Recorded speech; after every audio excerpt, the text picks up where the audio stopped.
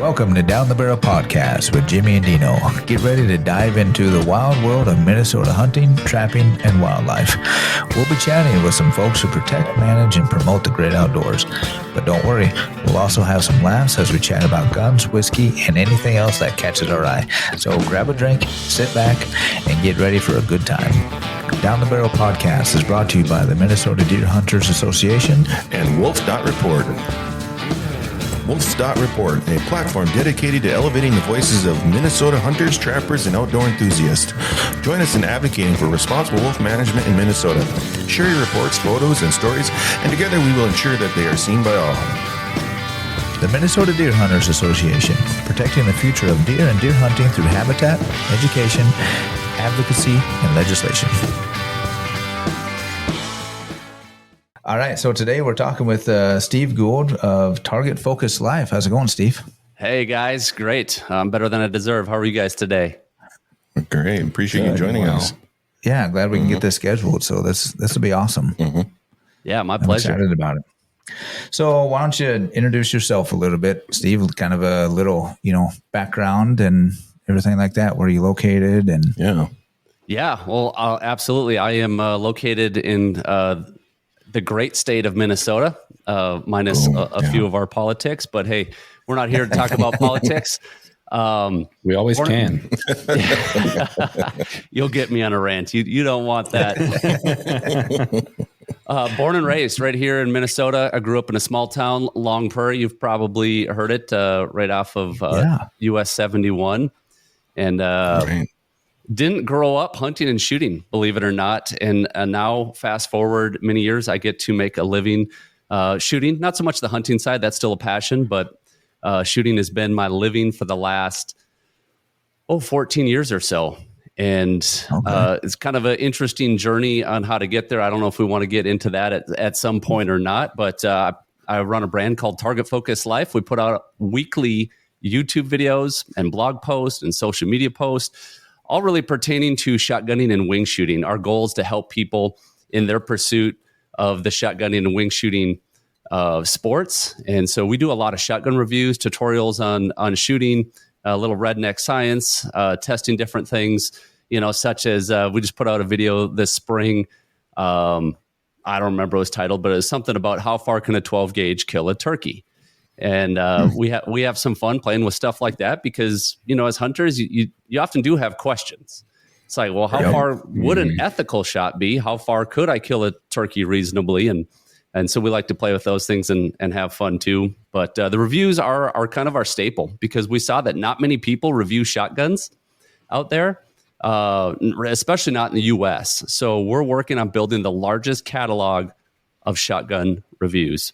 Been performing live exhibitions for those 14 years. That's really what broke me into the outdoor industry. My brother and I, back in 2009, were inspired by a man named Tom Knapp. Had you guys ever seen Tom Knapp? Not in person, but I've seen videos. Right. Yep.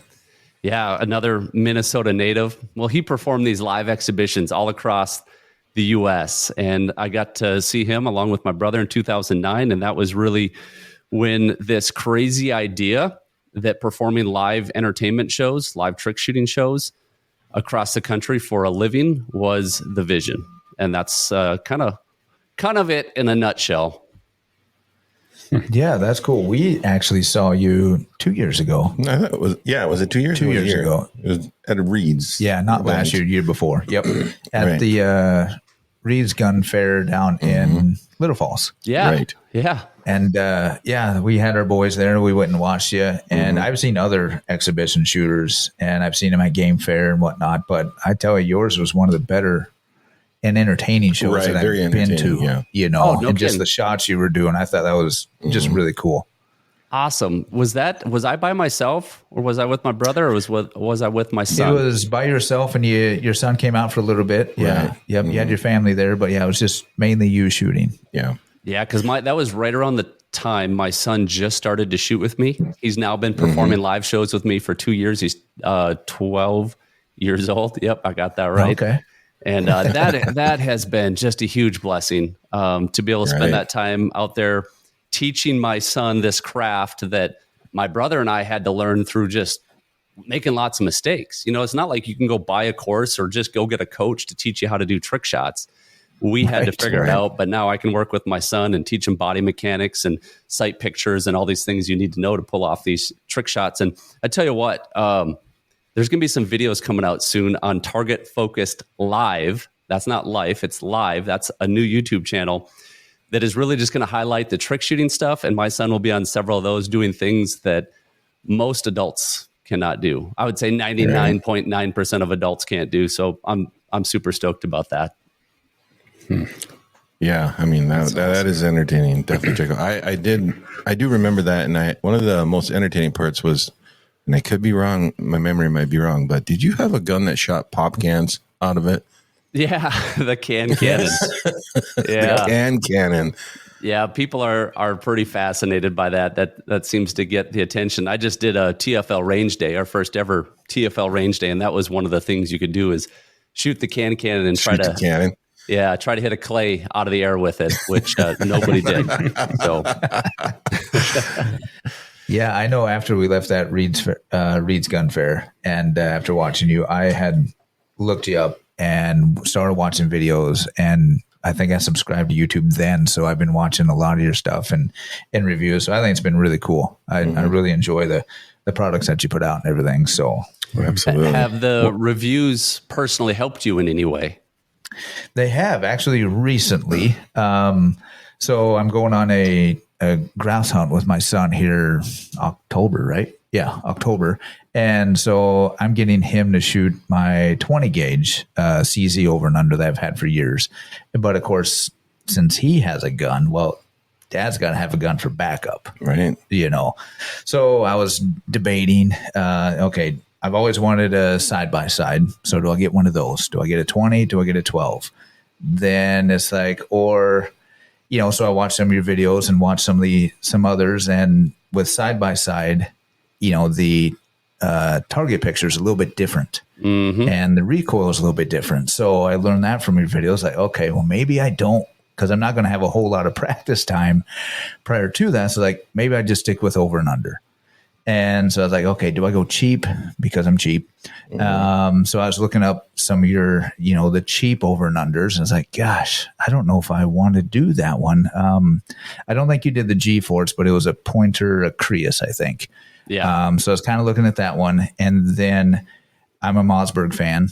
And so I was like, okay, well, I really like the silver reserves that we have at the office. And when they came out with that all black one, I was like, I really want to do that one. So I was debating on the 20 or the 12. And recently, well, I guess I watched it recently, but you did a review on the Mossberg Silver Reserve 12 gauge. And so I watched that and I was like, yep, I think that's the one I'm going to go with. Sweet. So, yeah. So because of your video, I was like, yep, I'm definitely going to choose that one because it's kind of that budget friendly. It's a good price point. Everything you talked about was right, with the weight, everything like that. So I was like, the lighter or the cheaper gun I was looking at was extremely light. Mm-hmm.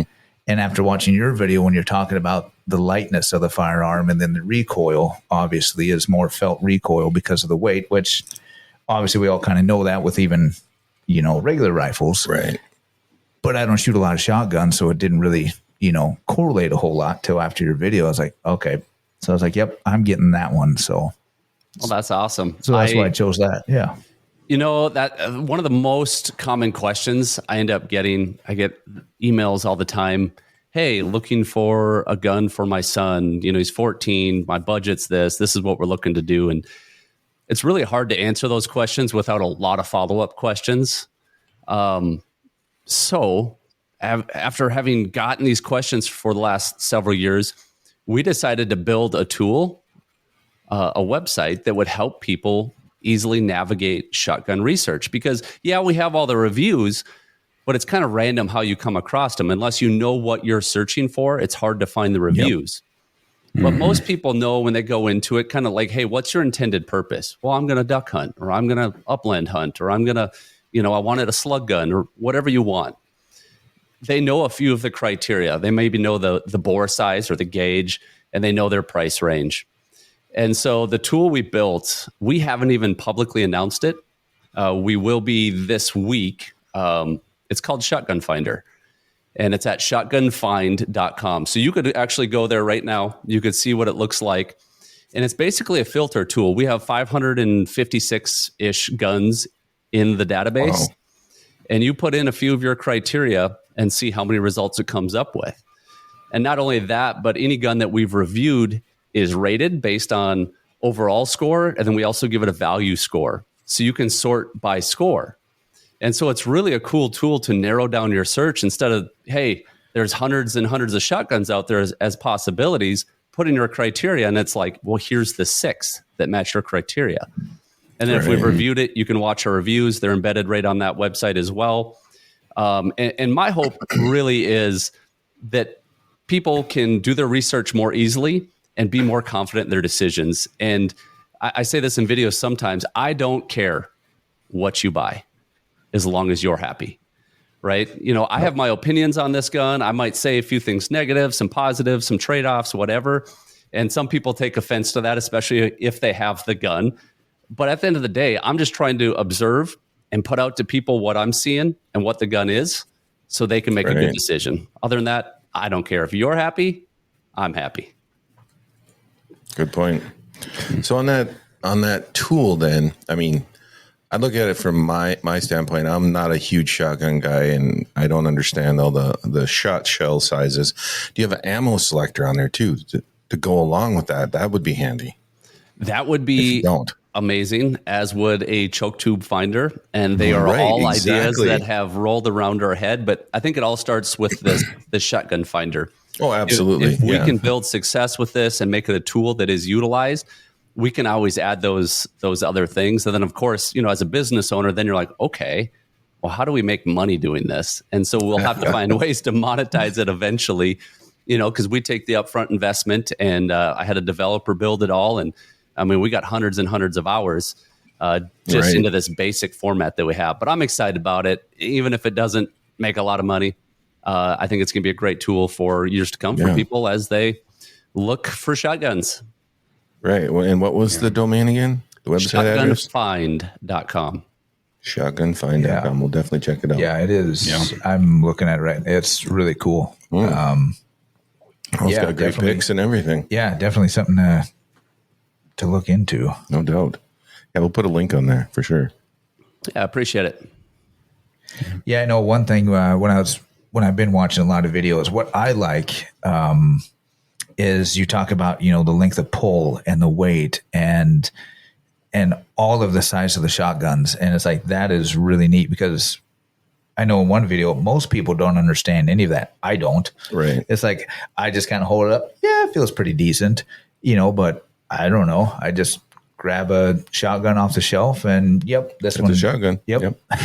It'll work for me, you know? So, that is exactly really how most rifle and pistol shooters approach shotguns and just people beginning the journey. But I will tell you that fit with a shotgun is more important than rifles, pistols, period. And the reason being, you don't have sights on a shotgun. Your rear sight is your eye. And so if that gun doesn't fit you right and you can't mount it consistently in the right spots, you have the right visual cues for your brain to give you the hand-eye coordination you need, it's going to be frustrating. And that's one of the biggest reasons people miss. 2 reasons. Shotgun fit, their eye's not landing in the right spot, or they got eye issues, dominance issues. They don't understand that. Number 2, their focus is in the wrong place. And that's part of the reason I made the brand Target Focused Life, is because where your focus goes, your energy flows. Or we could say it this way: where your focus goes, your shotgun flows. And a lot of people will tend to look at the bead, or they'll look at the lead, which means their focus is not on the bird or the clay. 2 of the biggest issues right there. Yep. Yeah, and I would agree with that, because I shoot really well with my 20 gauge CZ over and under, but I've got a hand-me-down 12 gauge pump, it's an old Remington shotgun. I think it's got a 28 inch or 32 inch barrel. I don't know. It's a huge long barrel. I cannot hit anything with that gun, but I can do really well with my over and under it. And so it must just be the fit, because everything looks good with that. Yeah. Everything looks good. And I can grab each one, you know, in consecutive and miss with the 12 gauge with that pump and hit right on with that over and under. Yeah, and I'm kind of the flip of that. I have an old Remington 870 Express 20 gauge. I can't miss with it. You know, pump action, love that gun. And then I got a TriStar over under 12 gauge, and I can't hit with that gun. You know, and I find that one every time I try to pull it up, it's getting caught in my armpit. Oh, especially if I have like a sweatshirt or anything on. So I got to get that figured out. There is a little cheat code. So I shoot a lot of guns that don't fit me, right? And I can get on targets pretty quick through a lot of experience of shooting guns that don't fit me. This is not the ideal, but if you want to cheat to make a gun fit you, what you do is you mount to your face first, so it's lined up with your eye, and then back to your shoulder. If I take I can't come back from the mic, but if I take most guns and put it into my shoulder pocket, like I can't get my head down far enough, my eye in the right place. Okay. So to cheat, mount to the, right under your cheekbone, right under your eye, and then back to your shoulder. All right. And do not pull the trigger when it's at your cheekbone. You can. Preferably not. Not the most enjoyable, but you can. We've all done it. Oh, yeah. Yep. I think I watched a video the other day that you were, I don't remember what one you were shooting, but you mounted up on your cheek and you shot. It's like, yep, I felt that. My cheek, my neck, my head hurts right now. So, yeah. Stevens 555. Yes, that's what it was. That was it. I remember filming that video. And then, sometimes throughout the course of the day, I'll film a bunch of reviews. So it's like, well, maybe I got it from a different gun. Maybe I'm just sore or whatever. So I had Jordan, my camera guy, the guy that does all our filming, all our edits. I said, try shooting this once. And he shot it. And he's like, I feel like my teeth are rattling. It wasn't just me. Yeah. Nope. Yeah. So that one got crossed off my list right away. It's like, yeah, nope. So yeah, if you look at the shotgun finder, I have I have the full video up there that you can watch, but I also have like just a paragraph quick take of our review. And if Stevens sees that, they might not like it, because generally I don't bash guns. I just like to point out what I'm observing. But in that one, I said, hey, if you got the budget and there's other guns you might want to consider. Unless you got good dental. Yeah, right. So what did you decide on then, Dean? Was it the Mossberg? Yep, the Mossberg Silver Reserve, the all black. I think I was handling that the other day. That was a good feeling gun. Because I got it. I ordered it. I got it. And I was like, yep, this is the gun. Because I've got the nice CZ. It's got nice wood and silver receiver, and it's a gorgeous gun. And I was like, I already have that. Mm-hmm. I want something different. Mm-hmm. And I like Mossberg, and I like the all black version. So I was excited. Right. So I don't have it quite yet, but it's behind my door. It's going to follow you. It's going to follow me home one of these days. Awesome. So, well, before we move on, I've got to go back, and I'm not trying to take views from your video here, but I need to know, how far can a 12 gauge shotgun kill a turkey? Oh no. And what loads are we talking, like a 3-inch TSS and an extra full choke? You were really putting me on the spot here. If you really want to know the distance, you're going to have to. People will email me all the time and ask these questions about specific guns. And it's like, I don't have it cataloged 100% in my brain. Right? I go back and I rewatch my videos. It's like, what did I say in the moment when I was doing this? Right. I believe, yes, we tested TSS, because that's going to have your furthest effective distance. Your tungsten shot is way more dense than lead. And I think we maybe tested a couple different loads, I believe. Don't quote me on this. Go watch the video if you're listening. But I believe what I found in that video is we got out to about 70. And beyond that, it became more about pattern performance than it was about penetration. But I think you get around 80, 90, and your penetration is dropping off pretty dramatically. So then you're having both penetration potential issues and pattern performance, because no matter how good the shot is, if your pattern's blown up and you're only getting a few shots on the turkey, that's not good, even if you have the penetration. And we referenced a study by, I believe it was Tom Raster, I want to say, where he did an extensive study shooting live turkeys. I think they got a bunch of farm raised turkeys and they shot them with a series of loads. And they looked at how many pellets would it take in the vertebrae and head area to kill a turkey so that they were incapacitated within just a few seconds. And they had different categories of shots, like did it run, did it whatever. So we reference that in the video. So it is redneck, but it has, someone else's science behind it. So it was a pretty good video, pretty catchy. And it's been one of our top videos of the year, actually, within the top 10.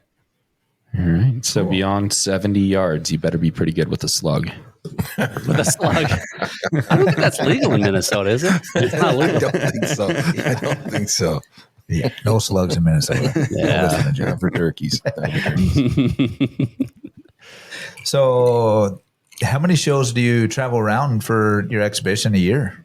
Do you travel quite a bit? Or? I've really reduced it, to be honest with you. When my brother and I were doing it, it was 20 to 30 events a year, and that was spring through fall primarily. Wow. So it was a pretty busy schedule. Ended up being gone a lot, missed a lot of things in life. And as my kids got older, I just decided I didn't want to travel as much. I was really missing things at home, and I, after COVID, really enjoy being home. That's kind of weird.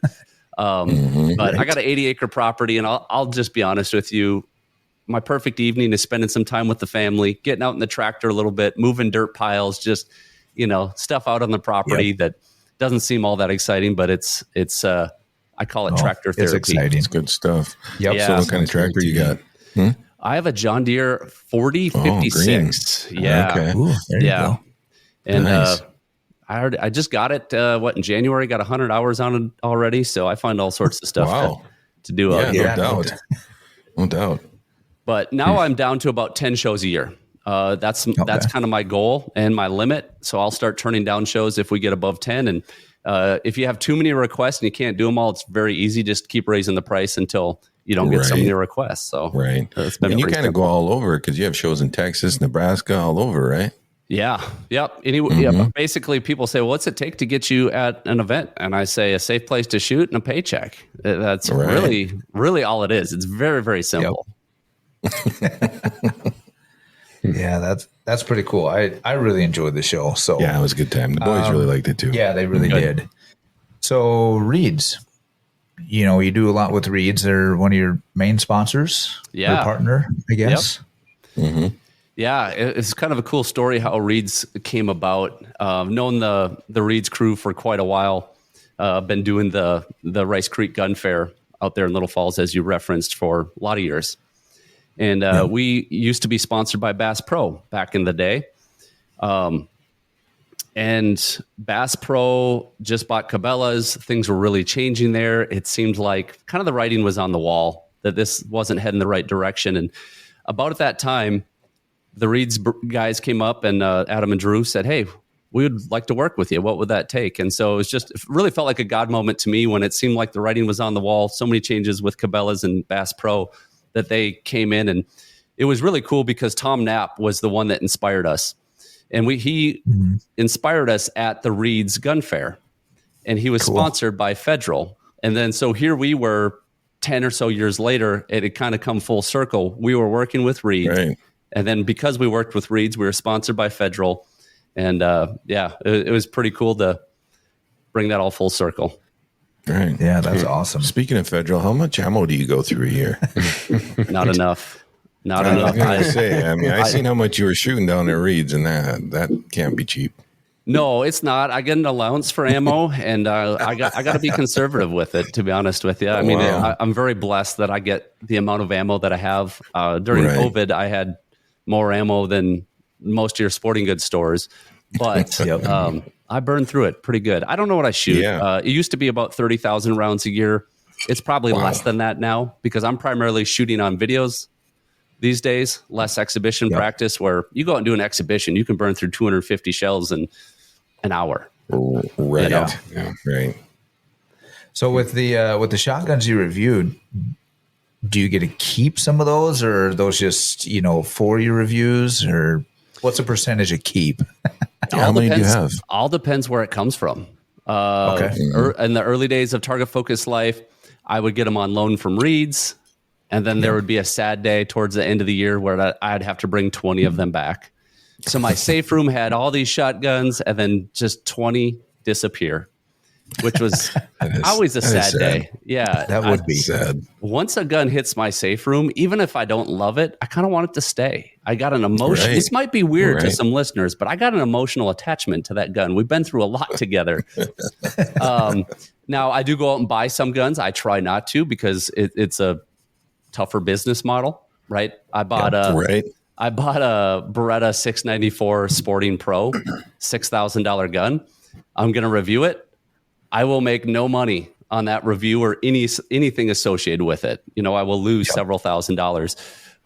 I try to get manufacturers to cooperate and say, hey, look, you know, we get 11 million views a year. We have 125,000 subscribers and growing rapidly. You know, we got the blog, the website. We get millions of views there, social media. We create a package where if a manufacturer sends us a gun, we get it out through a lot of different outlets and with pretty good production. If you've watched the videos, it's not me just standing in front of a camera rambling. Like, we have nice production quality to it. I pay an editor to edit these videos. And so in an ideal world, the manufacturer says, hey, well, we got a gun. We want the world to see it.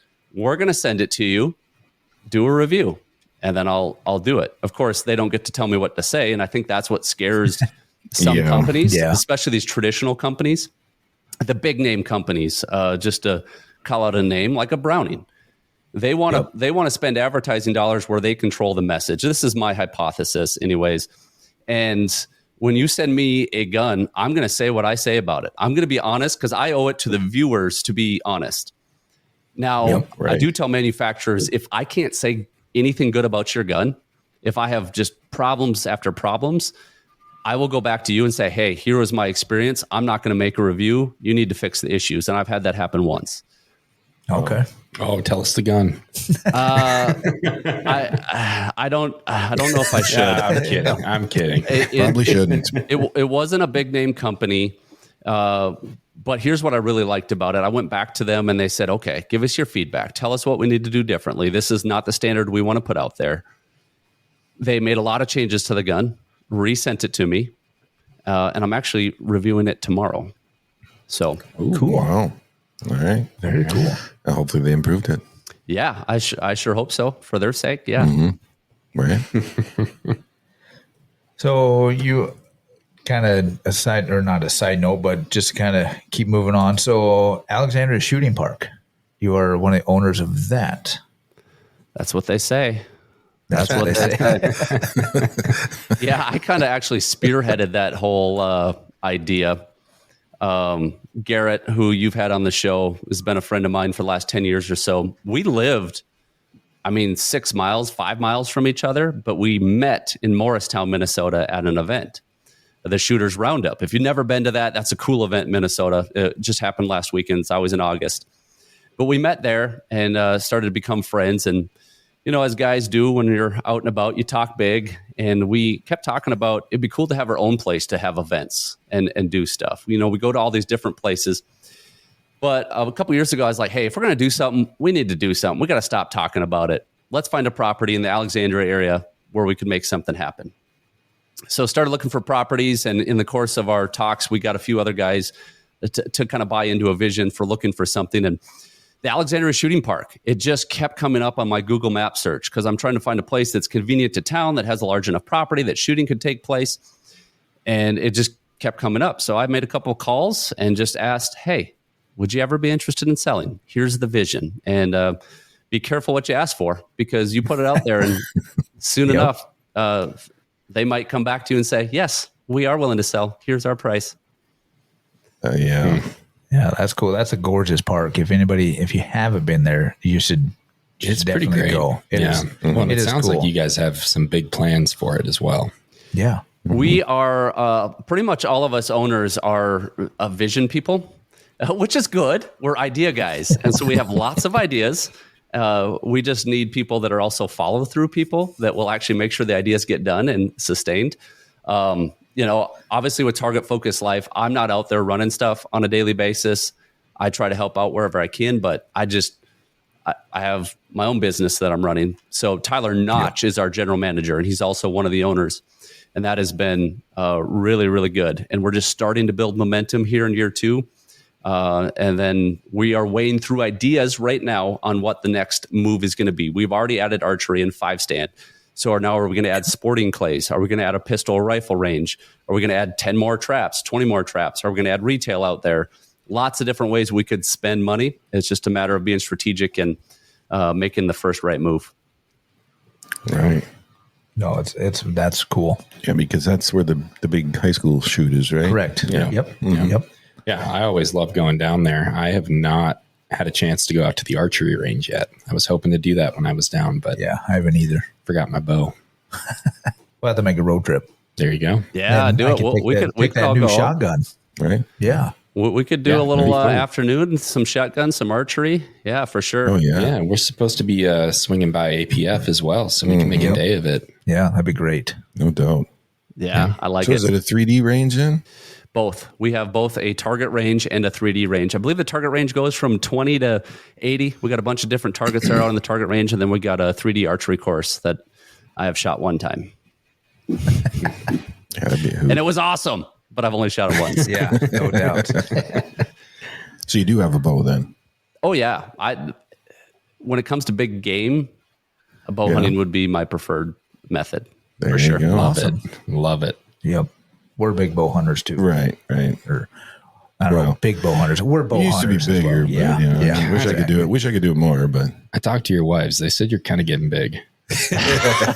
well, Why do you there's gotta go that. there? Why do you gotta go there? There's that. Yeah. My wife said the same thing about me. I could skip a meal or two. So I'm sure it's probably hard for you to pick, but favorite shotgun? Impossible. Yeah. First, I would qualify it with what are we doing? I always got to narrow because I'm not a one shotgun guy. What are we doing? I got to know.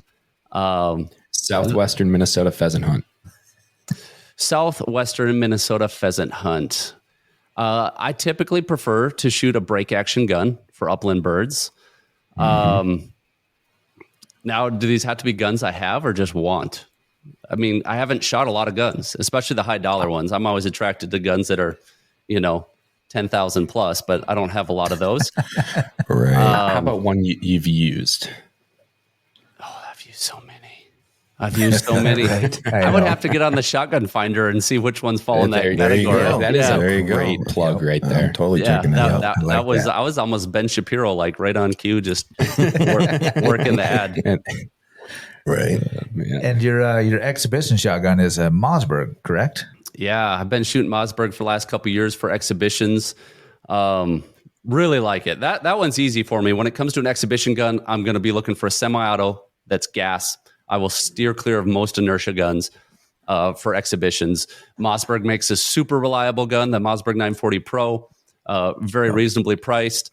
Wouldn't be my preferred choice for upland though, because it's fairly heavy. And if you're walking all day long, I want a lighter gun. I'm probably going to shoot a 20 gauge over under. Yeah, that's what I prefer the 20 gauge over Really? under, just because it's so light. It's easy to wheel around. You can carry it all day long. Ammo's lighter. That's why I went with the 20 gauge. Because when I first moved up here, I borrowed a 16 gauge. Well, ammo was expensive, hard to find. The gun was heavy. I mean, I love the 16 gauge. Don't get me wrong, but it was just by the end of the day, I was like, God, I'm tired. So I was like, that's why I went and actually got it at Reed's 20 years ago. So yeah, that was my first over and under. Yeah. And it was 20 gauge, and I love that gun. All right, I got it. I got pheasants the answer. It came to me. Oh, perfect. Yep. Okay, here we go. It is Upland Gun Company, based out of Minnesota, actually, manufactured in Italy by RFM. I just got it this spring. It is called the Venus. I have it in a 20 and 28 gauge barrel sets. It's a straight English stock, double trigger, splintered fore end, that real traditional English style gun. Total custom to me. The stock is custom made. I took that out to the Minnesota State Sporting Clays shoot at Hunts Point near Nisswa, Pequot Lakes, I think it actually is. Just this past weekend, I shot a 28 gauge event with it just to practice for the upcoming, because I'm going to be hunting grouse this year with it, and I'll probably do a pheasant hunt with it this year. So I'm looking forward to that. I think I watched the video. You did a video on that not that long ago when you received it. Yep. I watched that video a few nights ago. That was a gorgeous gun. Yeah, I'm super stoked about it. And gun for the money, to get a custom stocked gun, I spent more than $5,000, or my gun was more than $5,000. I didn't spend it, but their guns start at like $2,500 to $3,000 for custom stocked. Now, if you want different engraving, color case hardening, you want a picture of your dog on there, you can upgrade your wood. You can do lots of things to make it more expensive. But I want to say my barrel set, I might be misspeaking, but I want to say my setup is $8,000-9,000. So and that's very reasonable for the type of gun that I got that was custom stocked for me. Yeah. That's awesome. Yeah, that thing was gorgeous. You definitely got to watch that video. Oh, I will be. Yeah, I know what I'm doing once the kids go to bed tonight. Right? Well, after kids are going to bed, I'm changing my oil, and then I'm watching this. So, and in all your travels and everything, you've met a lot of celebrities, obviously. And I know one of the videos I've watched was, the speed shooting with the Mikulicks. Yeah. That was pretty cool.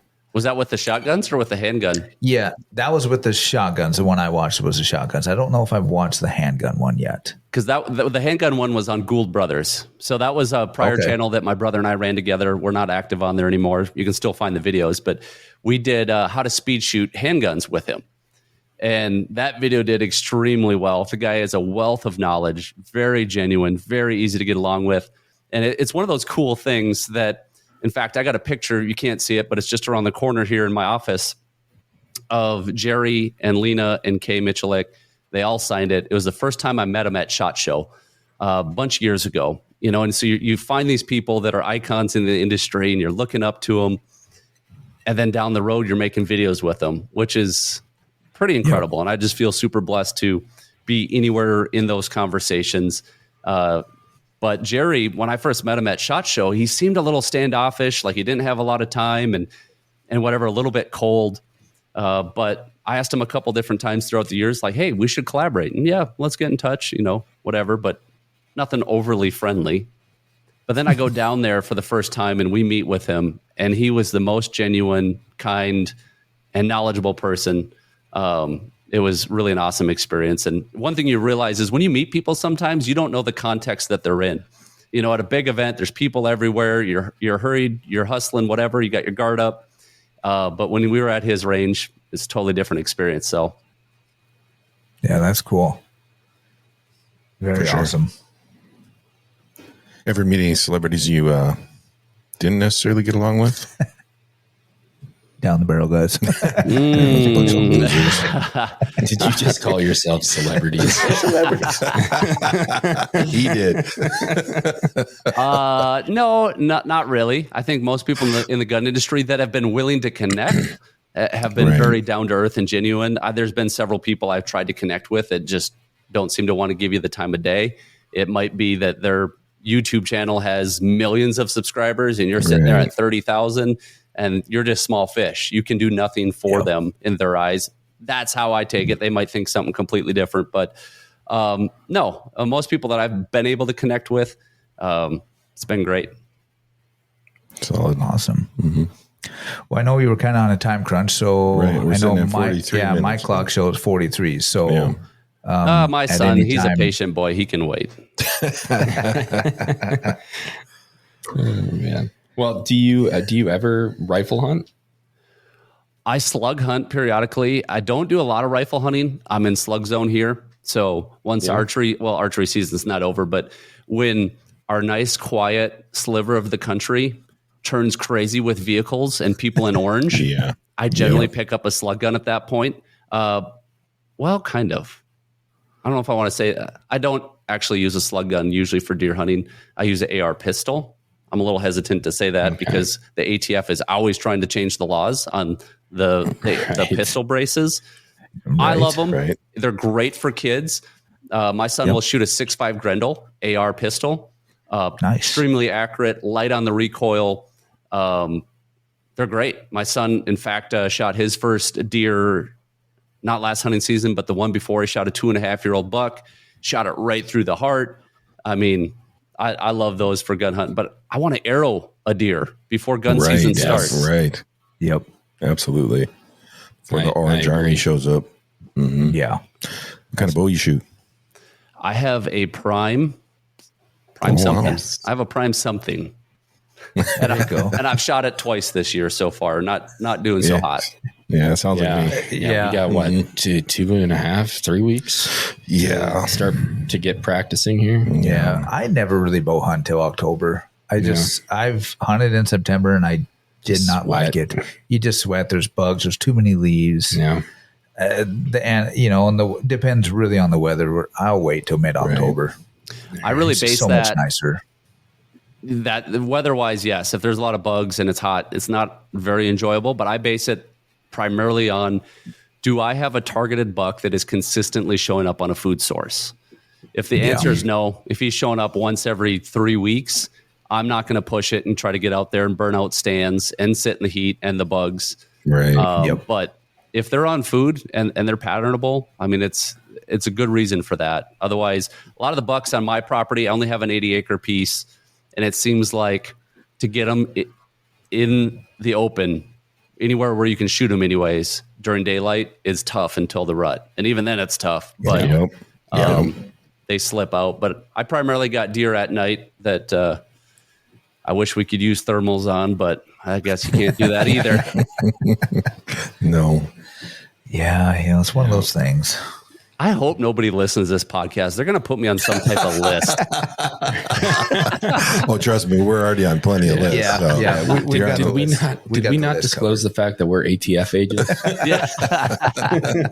Secretly, yep. Right. I'm sure I'm already on their list. Yeah.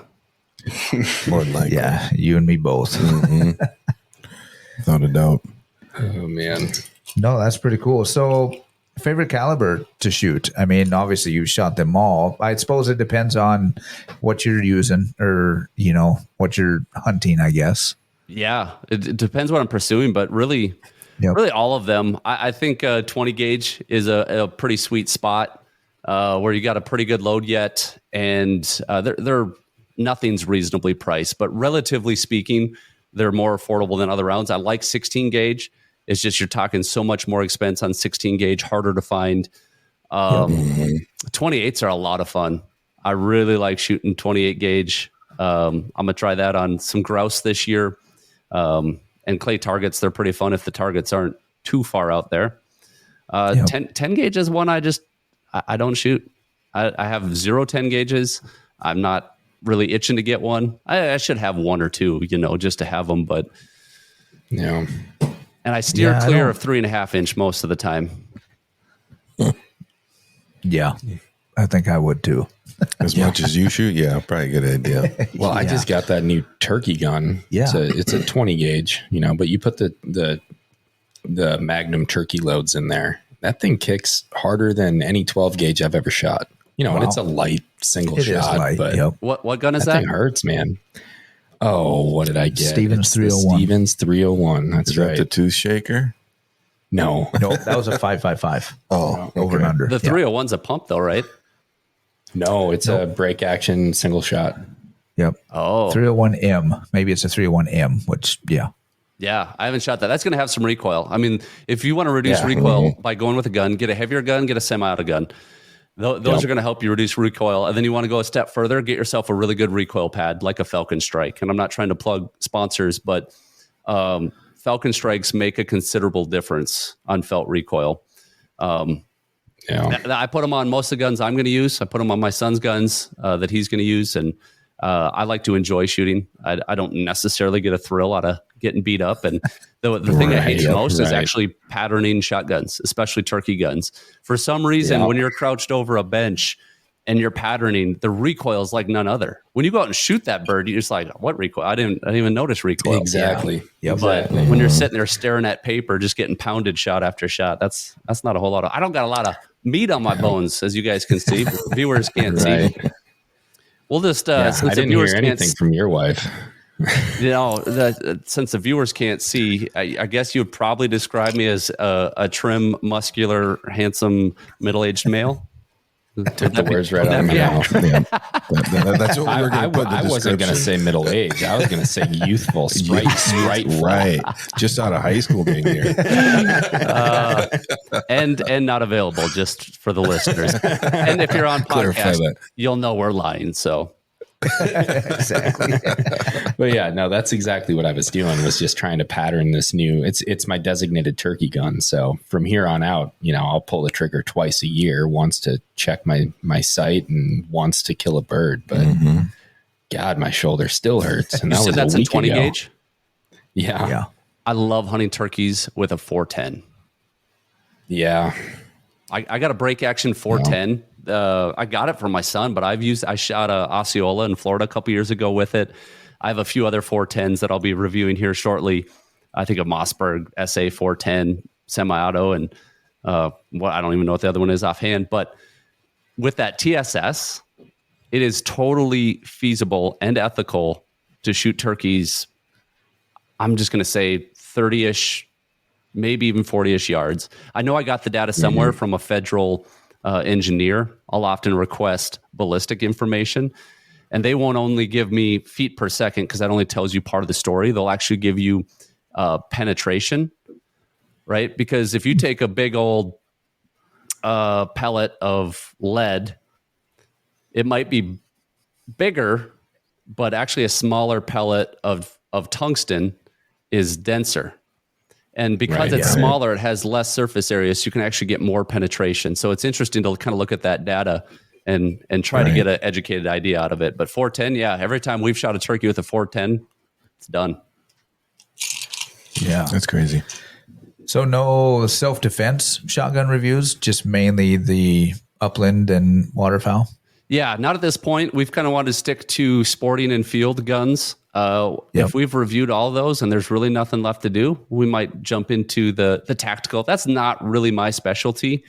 I could learn it. There's a lot of guys out there that do the rifles and the pistols, and a lot of those guys will do the tactical shotguns as well. True. It doesn't get me overly excited, honestly, either. The tactical shotguns. I could grab any shotgun and it becomes a tactical shotgun, but true. Well, I think that's all we have for you, Steve. Is there anything else you want to mention on the podcast?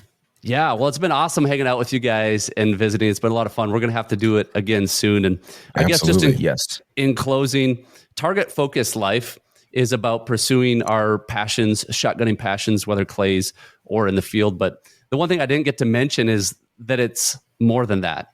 Living a target focused life has a life aspect to it, how we approach life. And the three pillars are vision, focus, and trigger pull. And that all comes out of my story that maybe I could share at a later time. But I was a young man who was terrible at shooting, terrified of public speaking, made some different life choices that turned my life around, led to me being inspired by Tom Knapp, and led me down a totally different path. And through that path, I've seen what is possible when we create a vision for an ideal future. We dial in the focus and start to eliminate the distractions, and we start to repeatedly pull the trigger, reloading, pulling the trigger, and taking action towards that vision. We are capable of so much more than we can imagine. And I firmly believe that God has a plan for each and every one of us. And if we are willing to yield our lives to Him and trust Him, He'll reveal the plan and open any doors we need opened as we go forward. So I would love to chat more about that another time, but I really appreciate it, guys. This has been awesome. No, we appreciate you joining us. Thank you. Yeah. And we're going to put links on there for Target Focus Life, your website, and then shotgunfind.com as well. And what's the new YouTube channel?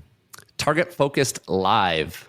Live. Yeah. Okay. Yeah. Yeah. Sure. So we'll be sure to check all those out and throw links on here. And we'll have to do this again. And maybe next time we can come down and do a little bit of shooting and stuff. Yeah, I want to check out that 3D I think we range. do an on-site with both you and Garrett. Right. You know, we can do a little combo. Yep. Get some shooting in. I'm all for it. We just got to set up the date and let's do it, guys. Yeah. That'd be awesome. Very cool. Awesome. Well, go get your kid. Yeah. Yeah. That is what I need Don't to forget do. him. Thanks so much, guys. Appreciate it. Take it easy. Have a good one. The Minnesota Deer Hunters Association has been building our hunting and conservation legacy over the past 40 plus years through habitat, education, advocacy, and legislation in Minnesota for Minnesota. The Minnesota Deer Hunters Association and wolf.report proudly sponsor this podcast. However, please note that the opinions, topics, and guests featured may not necessarily align with the views, beliefs, goals, or mission of our sponsors.